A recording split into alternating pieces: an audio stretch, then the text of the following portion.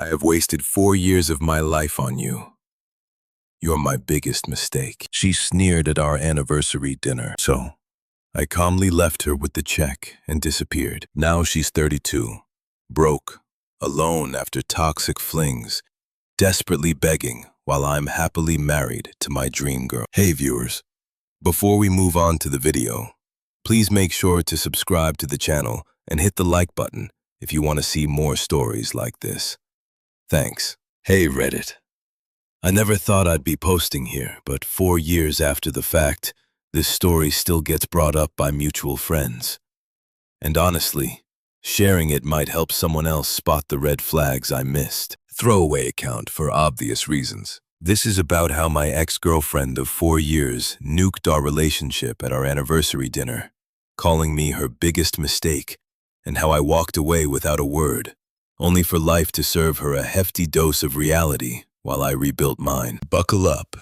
It's a long one. I met Emily when I was 26 and she was 24. We were both fresh out of college, grinding away in entry-level jobs in a mid-sized city. I was working as a software developer for a stable tech firm.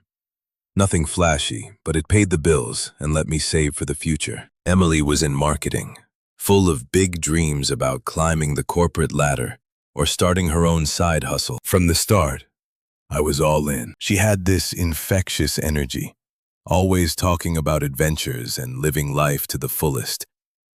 I admired that about her, even if my idea of a good time was more low-key. Hiking on weekends, cooking at home, or binge-watching shows together. Looking back, I realize how much I invested in us. Early on, she lost her first job due to company layoffs, and I covered her rent for 3 months while she job hunted. No big deal.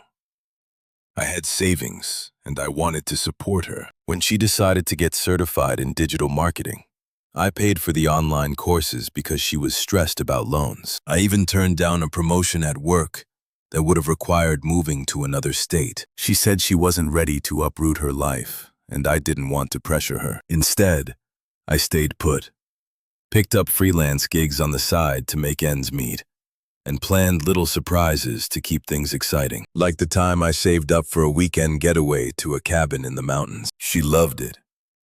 Or at least she said she did. We had our ups and downs, sure. She could be impulsive, racking up credit card debt on clothes or nights out with friends. And I'd gently suggest budgeting. But I thought that's what partners do.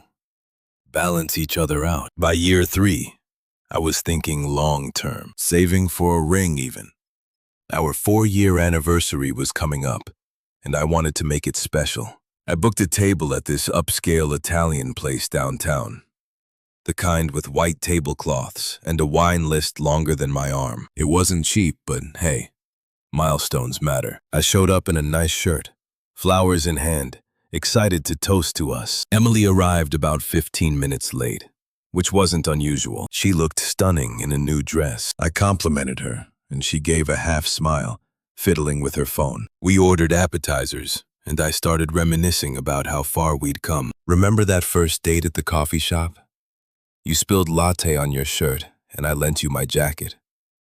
Feels like yesterday. She nodded absently, sipping her wine. That's when I noticed something was off. Her eyes kept darting away, and she seemed irritated. I asked if everything was okay. She set down her glass, looked me dead in the eye, and said, "Alex, we need to talk. This isn't working anymore." My stomach dropped. What do you mean?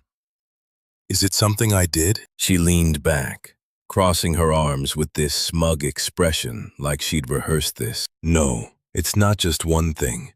It's everything. I've been thinking a lot lately. And honestly, I have wasted 4 years of my life on you. You're my biggest mistake. The words hit like a punch. The restaurant noise faded. It was just her voice echoing in my head. I stared at her, trying to process. Emily, what? Where is this coming from? She rolled her eyes like I was being dense. Come on, Alex. You've always been so safe, predictable. We met in our 20s, and I thought that's what I wanted. Stability.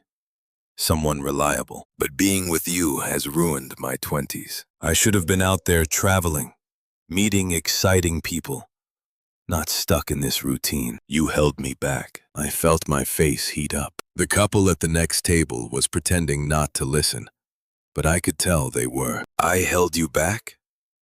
I supported you through everything. Your job losses, the courses, the trips with your friends while I worked overtime. I turned down opportunities for us. She laughed, a sharp, dismissive sound that made my skin crawl. Exactly. That's the problem. You're always playing it safe, scrimping and saving like some boring accountant. I deserve passion, adventure. Not this. She paused, then dropped the real bomb. And honestly, I've been seeing Jake from work for the last few months. You know, the guy from the sales team. He's fun, spontaneous. We went skydiving last weekend. Something you'd never do. He gets me in a way you never did. Jake. The coworker she'd mentioned casually at parties. The one she'd been posting subtle stories about on social media. I'd seen the pics. Her laughing at happy hours. Captions with crap like, "Finally feeling alive again," or memes about upgrading your life. I'd brushed it off as work stuff, but now it clicked. She'd been emotionally checking out for months, maybe longer, using me as a backup while she tested the waters. I opened my mouth to respond, but she kept going, her voice rising just enough to draw stares. Don't act surprised. I've been hinting for ages. You were just a stepping stone until I found better. I'm 28 now. And what do I have to show for it? A bunch of Netflix nights and a guy who thinks a hike is adventurous. Jake makes me feel young again. I should have ended this sooner, but I felt sorry for you. Felt sorry for me. After everything I'd given up, that was her take. The waiter hovered awkwardly with our entrees, but I couldn't even look at the food. My mind raced. Confusion, hurt, anger bubbling up. But something inside me snapped into focus. I wasn't going to beg or yell. Not here. Not ever. She wanted out. Fine. I stood up mid-sentence as she was still ranting about how settling for me had stolen her prime years. Grabbed my jacket, left the flowers on the table. Okay, I said calmly, my voice steady, even though my heart was pounding. She blinked, caught off guard. Okay? That's all you have to say? After 4 years. I didn't respond, just turned and walked out past the staring diners, into the cool night air. Behind me, I heard her call out, "Wait, Alex! You're seriously leaving me with the check?" Fine. Go ahead. Prove how petty you are. The bill was over $200, including the wine she'd insisted on. I didn't look back. By the time I got to my car, I'd blocked her number, socials, everything. That was it. No dramatic confrontation, no pleading texts, just gone. For the next few days, I crashed on a buddy's couch while I packed up our shared apartment. She didn't come home that night. Probably with Jake. I took only my stuff, left the keys on the counter, and forwarded the lease to her name. Then I called my boss about that promotion I'd turned down before. The one in a bigger city 2 hours away. It was still open, and I took it. New start. New life. But man, those first weeks were rough. I'd lie awake replaying her words. Biggest mistake. Ruined my 20s. It stung. The unfairness of it all. I'd given so much, and she twisted it into me being the villain. Why hadn't I seen the signs? The late nights at work. The constant comparisons to her friends' exciting boyfriends. I felt like a fool, discarded like yesterday's trash. But I didn't lash out. No revenge posts. No bad-mouthing to mutuals. I hit the gym, started therapy, focused on work. It was sitting with the betrayal, the confusion. Days turned to weeks, and slowly the fog lifted. I realized she hadn't ruined anything. She'd freed me from a one-sided relationship. And as rumors trickled in from old friends, I started hearing about her new chapter. Those first months in the new city were a grind. I threw myself into the job. Long hours coding, leading a small team on app development projects. It was a step up. Better pay, more responsibility, and no one knew my backstory. No pitying looks from friends asking, "How are you holding up?"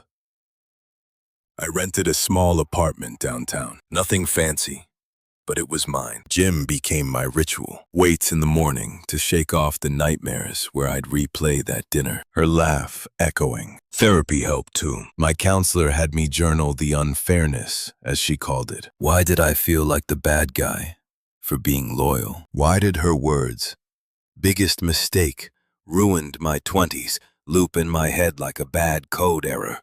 I didn't stalk Emily online. I blocked her everywhere. But mutual friends, well, people talk. At first, it was casual updates in group chats or over beers when old buddies visited. "Dude, Emily's living it up," one said about a month after the split. She'd moved in with Jake pretty quick. Posted pics of them at concerts, weekend getaways to the beach, making up for lost time. Her captions read with emojis that screamed forced happiness. I nodded, changed the subject. Inside, it burned. She'd accused me of holding her back, but here she was chasing adventure on what I suspected was maxed out credit cards. As weeks turned to months, the shine wore off. Jake turned out wasn't the knight she painted. Friends whispered he was flaky, bouncing between sales jobs, always between gigs. They'd argue publicly. One mutual saw them at a bar, where he yelled at her over nothing, calling her high maintenance. By month 3, it imploded. He ghosted her after a big fight, left her with half the rent on their new place. She posted cryptic stories about learning from toxic people. But word got around. He'd been seeing someone else on the side. Karma's first jab. Emily didn't slow down, though. She dove headfirst into reclaiming her youth, as she called it, in a ranting Facebook post that someone screenshot and sent me. I asked them to stop, but curiosity won sometimes. Next was a DJ named Max, tattooed, party-hoppin' type she met at a club. He promised endless nights and took her on a spontaneous road trip. Sounded exciting, right? Until the stories trickled in. Max was unstable, crashing on friends' couches, dragging her into all-night raves that left her hungover for work. She lost her marketing job after calling in sick too often. She's spiraling, a friend texted. Posts about living free, but she looks exhausted. I sat with that info in silence. No schadenfreude, just a quiet acknowledgement of the unfairness. I'd been the boring one, yet here I was, steady, while her passion led to chaos. Months blurred. I dated casually, but nothing stuck. Therapy dug deeper. I realized I'd sacrificed too much for her. My career stalled. The skipped vacations to fund her whims. Flashback to year 2 of us. She'd wanted to backpack Europe, but couldn't afford it alone. I worked extra shifts, sent her with a friend. She came back glowing, but never thanked me properly. "You wouldn't have enjoyed it anyway," she'd said. Now in my new life, I took my first solo trip. A hike in the national park nearby felt liberating. No one to impress. By year 1 post-breakup, Emily's adventures escalated. After Max dumped her, he moved to another city for a gig, leaving her with his bar tabs. She hooked up with an entrepreneur type, Derek, smooth talker, promised to fund her side hustle ideas. They jetted to Vegas, Miami, Instagram gold, but friends dished. Derek was manipulative, controlling her socials, isolating her from her crew. He'd mock her in front of people. Once called her naive for thinking she could succeed without him. It ended ugly. He ghosted after she invested in his startup scam, draining her savings. She was broke, crashing with her sister, posting pleas for freelance gigs. The emotional weight hit me hardest around the holidays. I'd scroll old photos, the ones I hadn't deleted, wondering if I'd ever trust again. Confusion lingered. How could someone rewrite our history so cruelly? But I didn't reach out. Dignity meant detachment. Rumors kept coming. At 29, Emily tried one more fling. An ex-con named Rico she'd met through a dating app. She bragged to a mutual. He was charming at first, but abusive. Verbal jabs turning physical. Whispers. She ended up in the ER after a fall, though no one bought it. Friends pulled away. Her online rants about ungrateful exes subtly shading me backfired when someone leaked our anniversary story. Mutual sided with me. She did you dirty, man. By year 2, she was unraveling, isolated, in debt, jumping dead-end jobs. At 30, a health scare, stress-induced panic attacks. From what I heard, her ruined 20s became a self-fulfilling prophecy. Me, I was rising. Landed another promotion, bought a condo. The silence of those middle years built my resolve. Her betrayal wasn't my fault. It was her loss. It started small. About 6 months after the breakup, a text from an unknown number. Hey Alex, it's Emily. Been thinking about us. Miss our talks. Coffee sometime? I stared at the screen, heart racing for a second. Old habits, but no. Deleted. Blocked the number. Figured that was it. A month later, an email. Alex, I know you're mad, but hear me out. Jake was a mistake. Total jerk. I was confused, lashing out. We had good times, right? Let's meet and talk. I regret how I ended things. Attached was a photo of us from better days. Like that would sway me. I archived it. No reply. Her attempts ramped up. Voicemails next. Pick up, Alex. It's been months. You owe me closure after 4 years. How can you just ghost like this? By year 1, she got creative, showed up at my old workplace. Luckily, I'd moved cities, but she cornered a former colleague for my new address. Then, the unannounced visit, knocking on my apartment door one evening. I peeked through the peephole, saw her looking disheveled. Makeup smudged. Didn't open it. She yelled through the door. Alex, I know you're in there. Open up. I drove 2 hours for this. After everything, you won't even talk. Fine. Be that way. You're proving why I left. So petty. I stayed silent. Called building security to escort her out. That pissed her off. Next came the angry text from a new number. You're heartless. I made one mistake and you throw it all away. Jake, Max, they were nothing. You were real, but whatever. Rot in your boring life. Hypocrisy at its finest. She'd called me her biggest mistake. But now I was the villain for moving on. She roped in her family. Next, her sister, always smug and enabling, called me at work. Alex, this is Lisa. Emily's a mess because of you. She cries every night. Says you broke her heart by walking out like that. Man up and forgive her. Family's about second chances. You're being ungrateful after all she put up with. I nearly laughed. Lisa, respectfully, this isn't your business. Don't call again. Blocked. Her mom emailed a week later. Dear Alex, Emily's told me everything. She's sorry. Truly, life's too short for grudges. Come to dinner. We can talk it out as a family. Toxic as ever. They'd always babied her, excusing her impulses. I replied once, politely, no thank you. Please stop contacting me. But Emily persisted. By year 2, after Derek dumped her, the pleas turned desperate. A late-night call. Alex, please. I'm alone.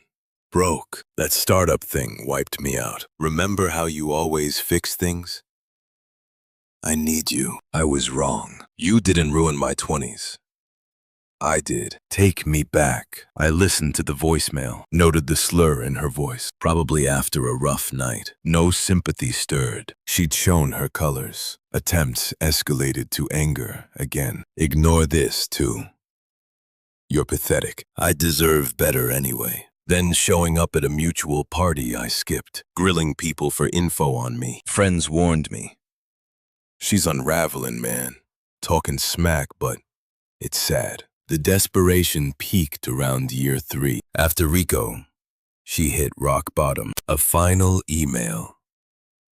Alex, I see now what I lost. You're thriving. I'm not. Please, One conversation. I beg you. I didn't respond. She'd become a ghost in my life. Irrelevant. For years after that disastrous dinner, life had flipped. I'd met Sophia 6 months post-breakup, a colleague in my new office. Smart, kind, with a laugh that lit up rooms. We bonded over shared hikes. Turns out I do love adventure, just not the reckless kind. She valued stability, not as boring, but as a foundation. We dated intentionally, no games. Engaged after a year, married in a small ceremony by the lake. Now at 32, we were expecting our first kid. Career booming. I'd started a side consultancy. Happiness felt earned, not forced. The final encounter came at a mutual friend's wedding. Year 4. I hadn't seen Emily since the door incident. Avoided events where she might be, but they looking older than 32. Hollow eyes. Forced smile. Our eyes met across the room. She beelined over during cocktail hour, cornering me by the bar while Sophia chatted nearby. "Alex," she said, voice shaky. "You look good. Happy. Congrats on the marriage. I saw on Facebook." I nodded politely, sipping my drink. "Thanks." She fidgeted, glancing at my ring. "Listen, I need to say this. I was an idiot calling you my biggest mistake. That was me projecting Jake. The others, they destroyed me. Abusive liars. I'm alone now, scraping by at a retail job. Seeing you here with her, I realize what I threw away. Please, can we try again? Or at least be friends? I miss you." Her words hung there, desperate. I saw the reversal. Me thriving with my dream girl. Her desperate after her adventures left her empty, but no gloating. I set down my glass, met her eyes calmly. "Emily, that chapter closed the night I walked out. You made your choices.